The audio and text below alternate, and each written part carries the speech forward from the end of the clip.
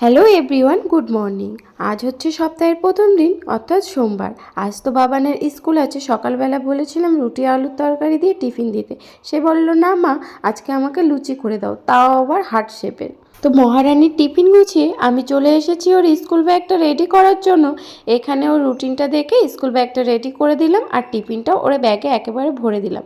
মহারানী এখন বাথরুমে আছে, ভাবলাম কেননা এই সময়টা কাজে লাগিয়ে বেডটাকে একটু রেডি করে নিই। তো বেডটাকে ভালো করে ক্লিন করে নিয়ে একটা ঝাড়ু দিয়ে ঝাড় দিয়ে নিলাম। তারপর সুন্দর করে বেডটাকে গুছিয়ে ওর হারমোনিয়ামটাকে এই টেবিলটার উপরে রাখলাম। হারমোনিয়ামটা বেডের উপরে থাকলে অনেক সময় ওর মাথায় লেগে যায়। তো এখন মহারানীর জামা কাপড়গুলো এক জায়গায় করে রাখছি, যাতে স্কুল যাওয়ার সময় সমস্ত কিছু হাতের কাছেই পেয়ে যায়, কোনো কিছু তাড়াহুড়ো করতে না হয়। আর আমি না জুতোটা পরানোর সময় সবসময় এরকম করে ঝেড়ে নিয়ে পরাই, কারণ ভাবি যদি ওর ভিতরে কোনো পোকামাকড় থেকে যায়। তো দেখো মহারানী রেডি হয়ে তার বাবার সাথে স্কুলে চলে গেল।